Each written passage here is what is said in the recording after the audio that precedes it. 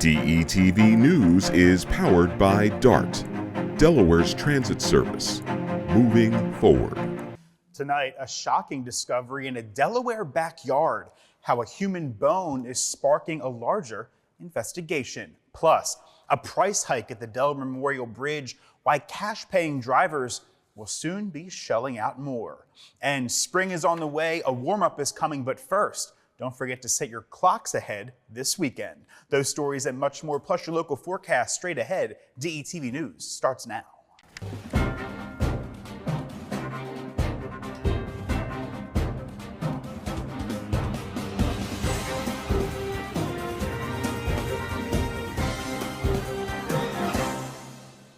Hello and welcome to DETV News for this Thursday, March 5th. I'm Matt Ford. Here's what's making headlines today across the first state.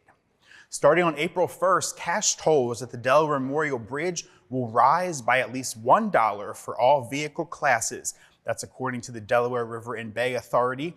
This change marks the first phase of a two-part toll structure plan aimed at encouraging more drivers to switch to Easy Pass. Notably, Easy Pass remains unchanged, those rates. Meanwhile, about 79% of users will not be affected by this change. The increase supports a capital improvement program and prepares the bridge for upcoming cashless tolling operations by neighboring agencies. The second phase is expected to take effect no earlier than January 1st of 2027. In other news today, pharmaceutical giant Merck has been awarded a $30.2 million grant from Delaware in hopes of building a $900 million manufacturing facility right here in Wilmington. This grant is the largest state-funded incentive since the year 2011.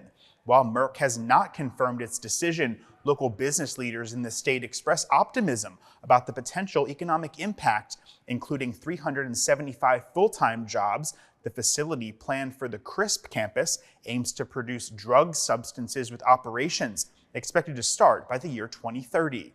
The grant will be dispersed as Merck invests in the site, reinforcing Delaware's position in the biopharmaceutical sector.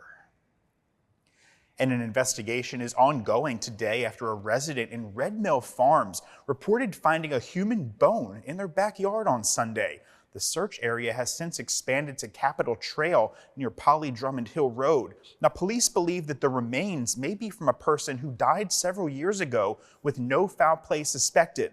Authorities are reviewing missing persons reports as they continue to gather information. They say it's been a couple of years, says Sergeant Andrea Botterbush. And several dozen protesters gathered outside Legislative Hall in Dover this week, expressing discontent with President Donald Trump's administration, organized by Divisible Southern Delaware and the 50501 movement. Participants chanted, quote, "The people united will never be defeated," while others strummed sentences like, "This land is your land." Wilmington's Hadrian Cassell emphasized their civic duty, stating that the government isn't for the people right now. Governor Matt Meyer addressed the crowd that day, highlighting the need for unity in democracy. This protest follows previous demonstrations reflecting growing frustration among Delawareans regarding recent policies and government actions.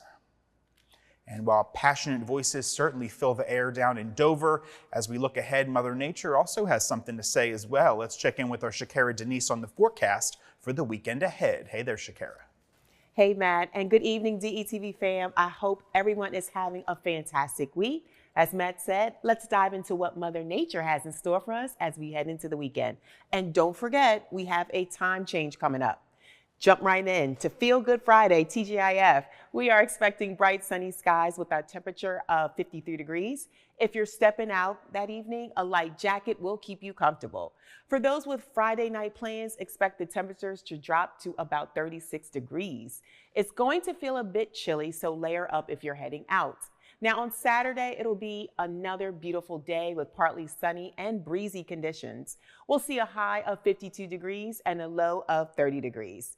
A great day to get outside, but the breeze might add a slight chill to the air.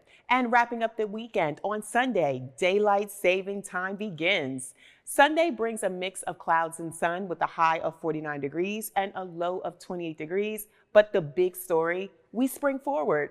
At 2 o'clock a.m., clocks move ahead by 1 hour, meaning we lose an hour of sleep, but we gain an extra hour of daylight in the evening. And if you haven't already, this is a great time to check those smoke detector batteries too.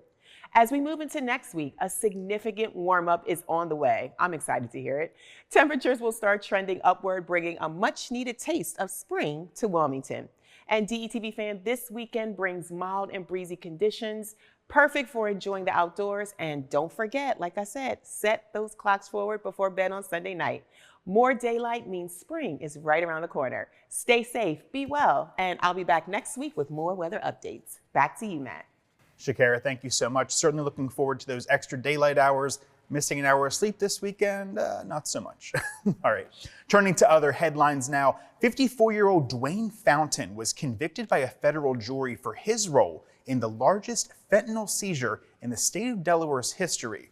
Charged with drug conspiracy, possession, and distribution, Fountain coordinated a network stretching from Scranton, Pennsylvania, down to Seaford, Delaware, alongside co-defendants Martin Fountain, Darrell Patton, and William Warren, who pled guilty. Fountain is identified as a skilled trafficker.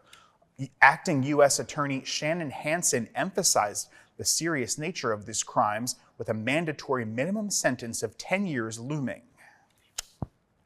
And Delaware State Police are searching for 66-year-old Gregory Davis, identified as the suspect in the August 5th robbery of the M&T Bank branch on Philadelphia Pike in Claymont. Davis allegedly handed a note to a teller demanding cash before fleeing away on foot with an undisclosed amount of money. A warrant has been issued for his arrest on multiple felony charges. Authorities urge anyone with information on his whereabouts to come forward to police. And an 84-year-old man was killed Tuesday morning this week when his vehicle turned into oncoming traffic in Christiana, Delaware. Police reported that he was attempting to turn left from the westbound lane of Christiana Road into University Plaza shortly before 6:30 a.m. His car collided with a 2018 Honda Pilot that was driven by a 46-year-old woman from Elkton, Maryland. The man was pronounced dead at a local hospital, while the Pilot's occupants sustained non-life-threatening injuries. Witnesses are urged to contact police for this incident. And an 18-year-old man from Smyrna, Delaware, named Anthony Jerome Sharp. He was apparently shot and killed Monday night at the Detrice Playground basketball court in Philadelphia. Responding officers from the 12th District found Sharp apparently suffering from multiple gunshot wounds around 9 at night. He was later pronounced dead at a local hospital. The motive for the shooting remains unclear, and no arrests have been made. A $20,000 reward is being offered for information that leads to an arrest. Tips can be submitted anonymously to police. And crews are currently battling multiple brush fires down in Sussex County today, including incidents near Milton and Ellendale, Delaware. The Forest Service that reports at least one fire was ignited while attempting to burn a tree stump. With gusty winds exacerbating the situation, residents are urged to avoid outdoor burning to prevent further outbreaks. Emergency teams are actively working to contain the fires and protect the surrounding communities. And the Wilmington Police Cold Case Unit is teaming up with Moxie Forensic Investigations to identify a body discovered in a landfill back on April 8th of 1978 that's believed to be a 17 to 25-year-old African-American man with a severe pelvic deformity. He was found wearing a bleached blue shirt and Levi's pants. Investigators suspect ties to Georgetown County, South Carolina, and here in Delaware. They've also identified several surnames, including Harris, Ray, Rogers, and Dukes. Anyone with information about this incident is urged to contact authorities. And in some lighter news, Delaware's ocean beach patrols, including Rehoboth Beach, Dewey Beach, and Bethany Beach, are gearing up for lifeguard tryouts. It's that time of year with a legacy of pride and camaraderie. These positions offer a unique sense of purpose. Last year, the Sussex County Life-Saving Association claimed the National Lifeguard Championship. Aspiring lifeguards must be at least 16 to 17 years old, depending on the patrol, and possess CPR and first aid certifications. Tryouts will take place at various locations starting March 22nd. Applications are available online. And that's going to do it for this edition of DETV News. Be sure to follow us all across your favorite social media platforms for updates on what's happening all around the state of Delaware. And of course, if you have a comment, question, news, or sports tip, feel free to send it our way. We want to hear from you. Contact us at press@detvch.com. For Shakara and all of us here at DETV News, I'm Matt Ford. We'll see you back here next week. Good night.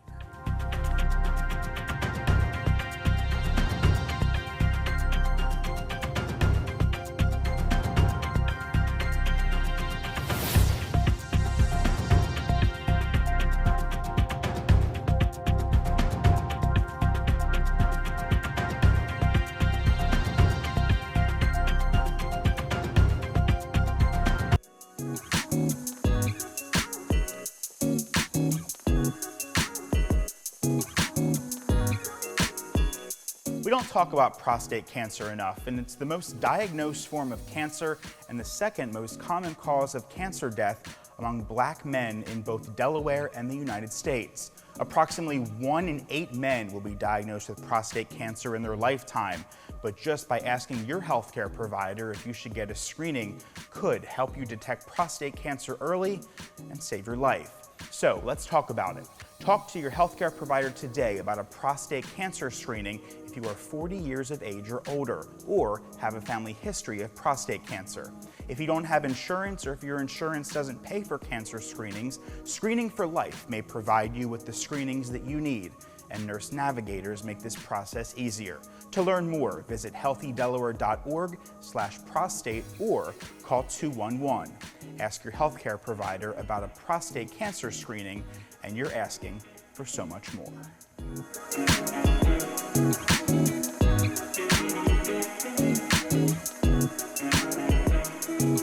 My name is Jason Aviles, and I am the founder and owner of Fly Yogi, and I'm here to share with you some tips to be able to help fight opioid addiction.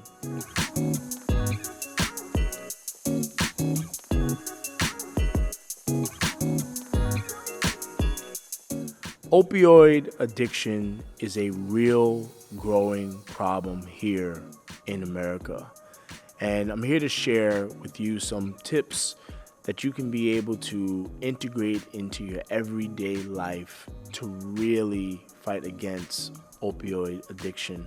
One of the first things is redeveloping your mindset.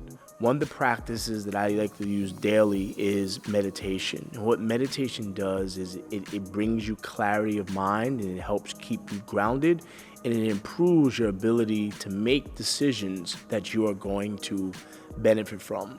A lot of the time we find that addiction is rooted in our mindset. It's rooted in how we think and how we perceive, and therefore how we act. So this is a really good way to help fight against that energy of addiction. The second thing is improving your lifestyle through diet and exercise. At the very root of addiction, there is substances within the body that's causing the addiction on a physical level.